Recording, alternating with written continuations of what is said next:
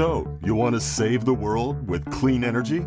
Make money doing it? Confused about the economic and technical realities of residential and commercial solar, batteries, heat pumps, EVs? Want the real-world scoop on new energy technologies, not manufacturer hype? Then tune in to the Weekly Energy Show, hosted by Barry Cinnamon. Insights from Barry's 40-plus years in the solar and energy industry will help you understand the future ways we'll generate and consume energy. And now, here's Barry.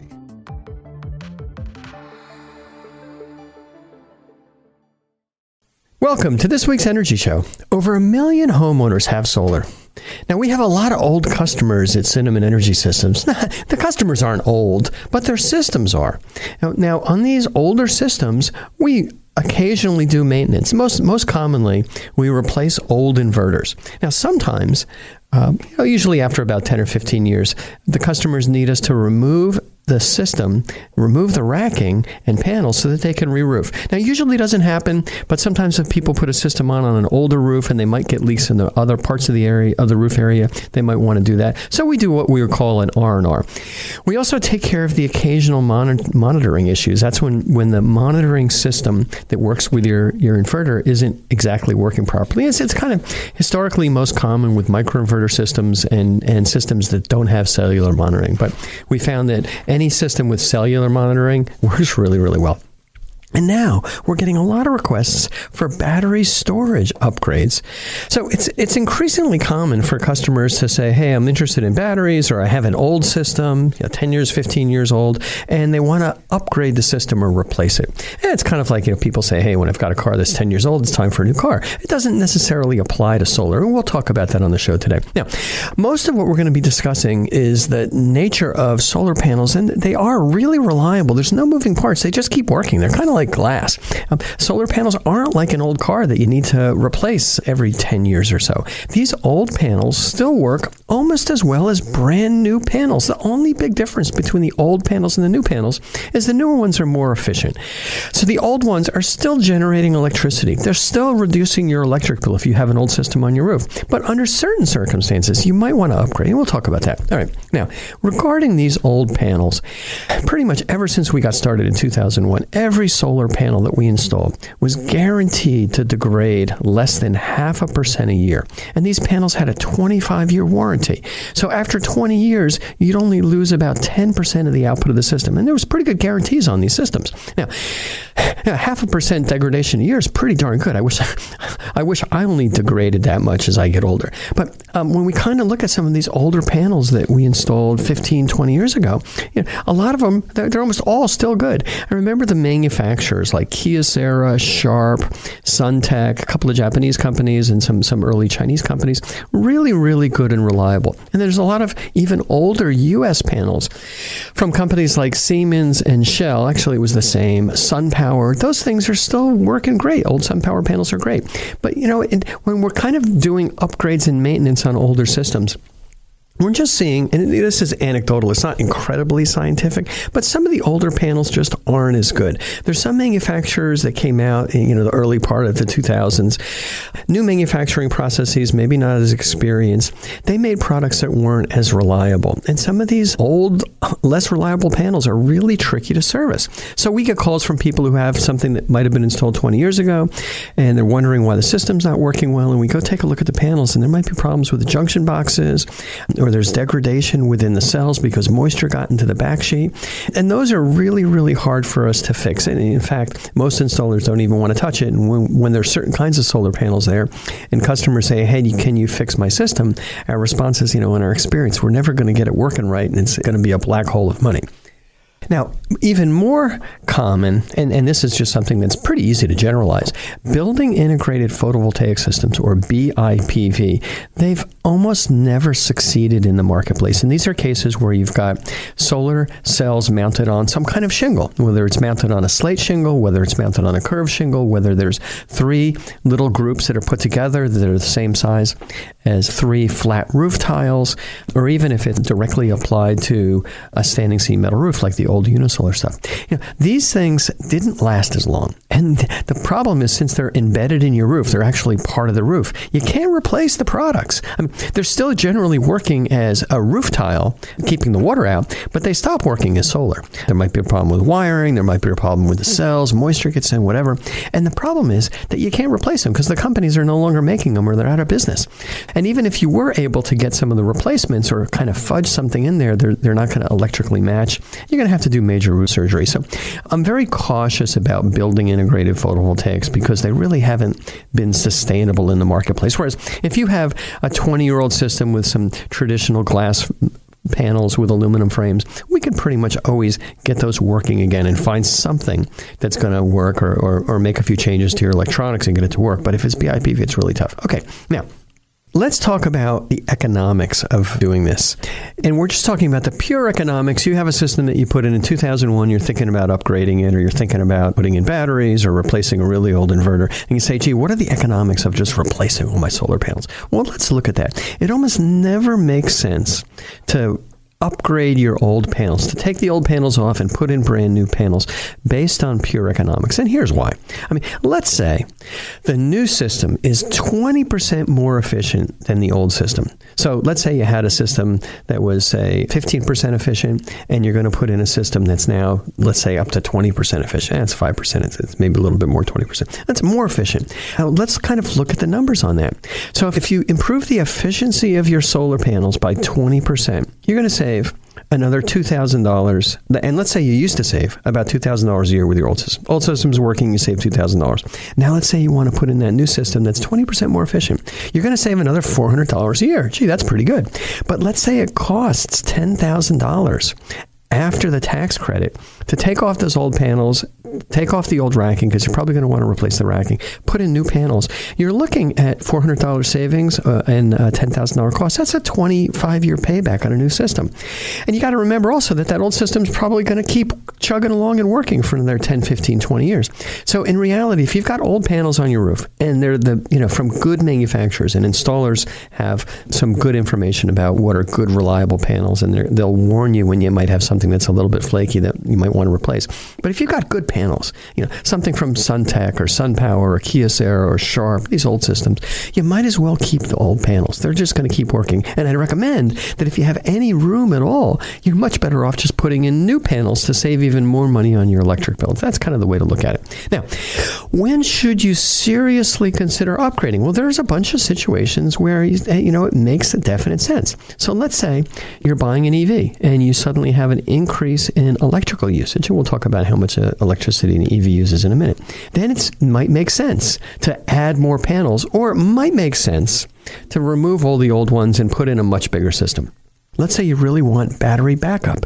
Let's say you want protection in case of a blackout, or you want to put in a system that's going to let you do time shifting of your electric use, which makes a lot of sense, especially if you have an EV. So if you want to put in a battery backup, some of those old systems, actually most of them, aren't really that compatible with the new battery backup systems. Another situation, you have an old inverter. It's time for the inverter to go.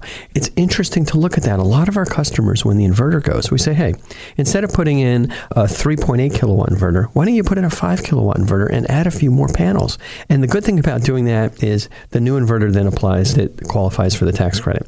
Or, and this happens once in a while, let's say you have one of those really old, like pre-2001 lead acid battery backup systems that was kind of operating on a low voltage, and these are trace inverter systems. They worked really well, but the batteries were flaky and the charge controllers were flaky. You might want to just take that whole system out and put in a new system. And what we've found is it's really hard to rewire the old low voltage panels to operate at a higher voltage. So it's tricky to upgrade. In that case, just take the whole thing out. And as I mentioned before, if you're replacing your roof or you're renovating your house and you're changing a lot, then it might make sense to scrap the whole old system and put in a new system. All right, now we talked about what if you get an electric vehicle. Well, now let's look at the numbers for that. It's a ballpark. Let's just say, and this is just a ballpark average, EVs get about 3 miles per kilowatt hour. That's kind of like miles per gallon, but there's no gas, so we measure the energy in terms of kilowatt hours. And let's say you have a 30-mile round-trip commute. That means that every day you're going to use about 10 kilowatt hours of electricity. All right, so now you got an EV. You need another 10 kilowatt hours on the average of electricity every day. Now, let's say you're driving the car for 200 days a year. That's your daily commute. That's 2,000 kilowatt hours extra a year that you need. And we can do the math really simply, just kind of broad strokes here. That's going to work out, assuming that you're in an area that gets 1.5 kilowatt hours per watt of panel. That's the energy output based on the size of the system. You're going to need about 1,300 watts of new solar panels. That's about 4 panels. So if you're getting an EV and you have a short commute, 15 miles each way a day, 30 miles round trip, 4 or 5 more solar panels, that's going to cover your EV. Now, it's sometimes tricky to add only 4 panels. If you have microinverters or optimizers, you can do it, but on older string inverter systems, you can't just add 4 panels onto existing strings.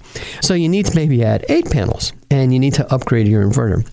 And the good thing is, if you're adding more panels, even just 1 panel, you actually get a tax credit on the new panels and that upgraded inverter. And another tip here, if you have an EV, keep in mind the EV rate is usually better than the regular solar rate. So you go on the time of use rate. So think about it. Get an EV. You definitely want to change to the EV rate for your solar. All right. Now, let's say you're interested in battery backup and you want to upgrade your system. So here's the thing. If you have certain systems are really amenable to this kind of an upgrade. So if you have an existing system that uses a SolarEdge inverter, it's relatively straightforward to upgrade with a battery because you can get the new SolarEdge battery storage inverter. It's one inverter. You swap out the old inverter, put in the new one, and that inverter is going to be seamlessly connected to a battery, relatively straightforward to install. If you don't have a SolarEdge system, you have much more limited options. Now, the Tesla Powerwall is a good backup system, but there's a 10 to 12 month delay for the product. So, we're not really recommending that because customers don't want to wait. Who knows what's going to happen in a year?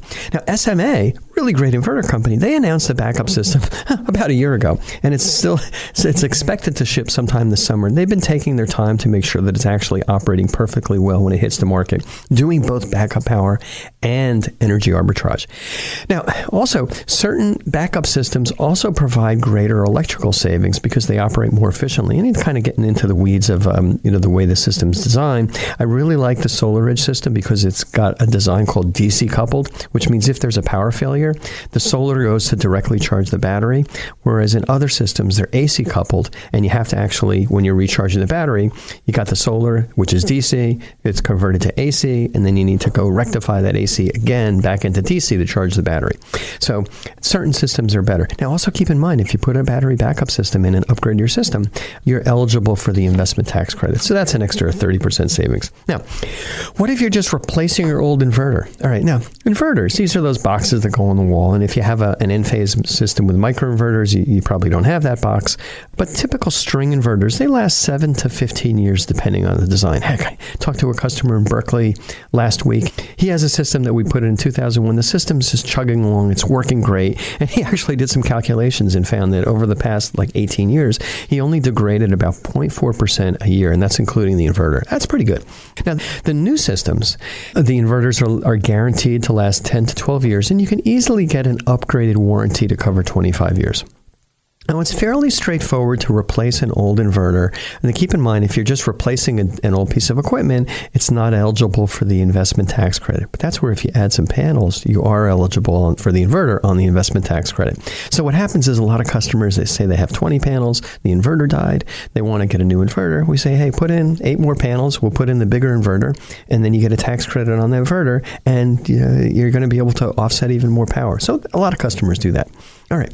Talked about very old battery storage systems where you might want to upgrade it. These systems use lead-acid batteries. They're designed to operate at 48 volts. You'd have 4 batteries kind of running in series, each of it 12 volts. That's 48 volts.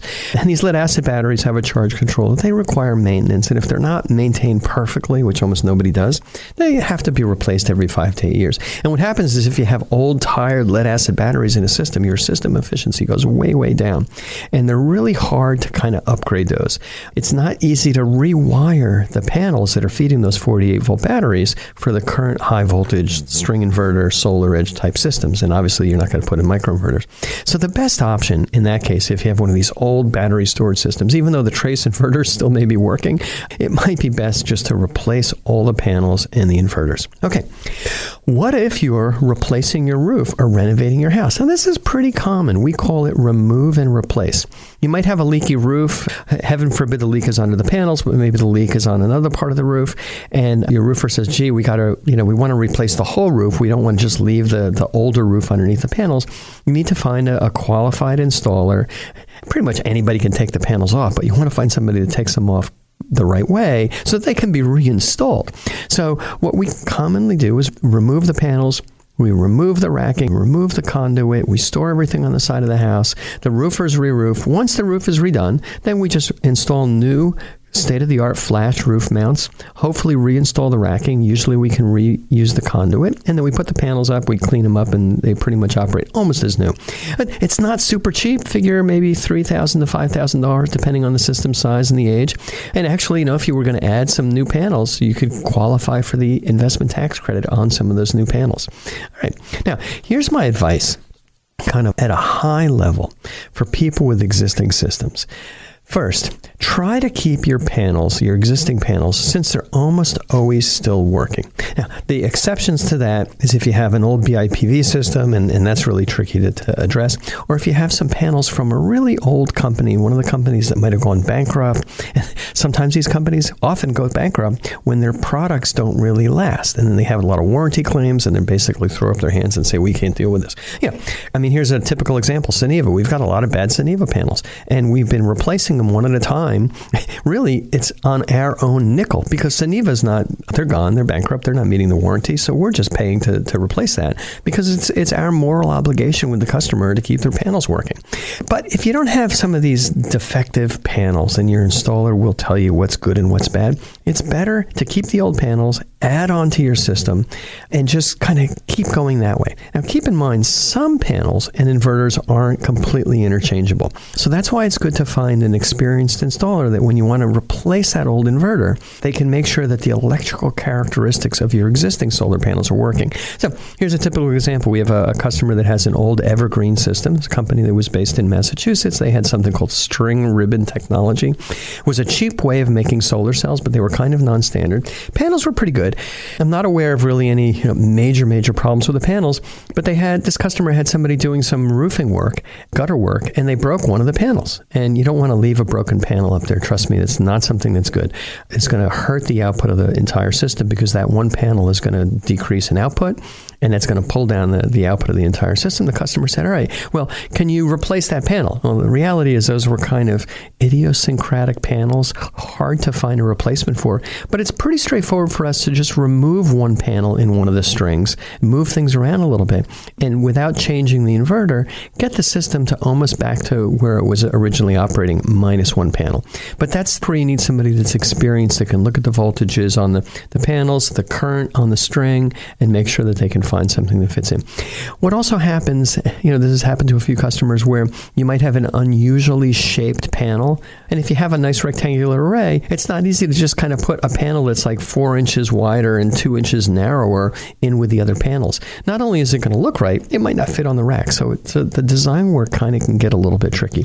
So that's where you want to really work with an experienced installer. Okay, so my overall advice for new customers, we talked about old customers. What if you're looking to get a new system? It's good to think ahead, the output of the system and any possible maintenance that you may be required. And you have your choice in selecting equipment. You can tell the installer, I want this equipment or I don't want that equipment. At Cinnamon Energy Systems, we don't install everything. We've kind of narrowed it down to what we're really, really experienced with and what we found to be really reliable. And we test everything that we put on the roof in our own lab. But the current equipment is usually almost completely across the board very reliable. All the solar panels on the market are really reliable. And when I hear companies saying our panels are more reliable than others, I kind of take that with a grain of salt. Sometimes the grain of salt is so big, I just call BS on that. So they all work. The manufacturing processes are all automated. It's very, very good. So if you get panels from a big manufacturer, they're just going to last.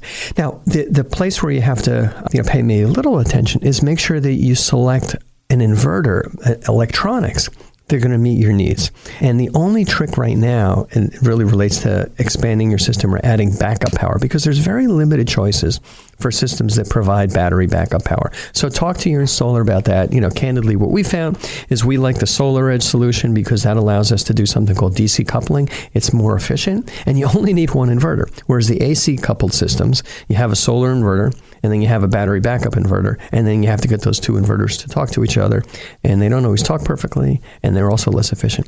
So you want to talk to your installer about making sure you get a battery backup system or a system design that's going to allow a nice upgrade to what I recommend would be a DC coupled system. Most importantly, work with an experienced installer that they've, especially when you're looking for these long-term maintenance issues, or if you have an old system, don't talk to a brand new installer about fixing your old system. You want to find somebody that's kind of been around the block and that's installed some of this old stuff in the past. All right, that's all the time we have on this week's Energy Show. Thanks to all of our listeners for tuning in. And if you missed any of today's show, you can always go to our website at cinnamon.energy and listen to the podcasts. So, you want to save the world with clean energy? Make money doing it? Confused about the economic and technical realities of residential and commercial solar, batteries, heat pumps, EVs? Want the real-world scoop on new energy technologies, not manufacturer hype? Then tune in to the Weekly Energy Show, hosted by Barry Cinnamon. Insights from Barry's 40-plus years in the solar and energy industry will help you understand the future ways we'll generate and consume energy. And now, here's Barry.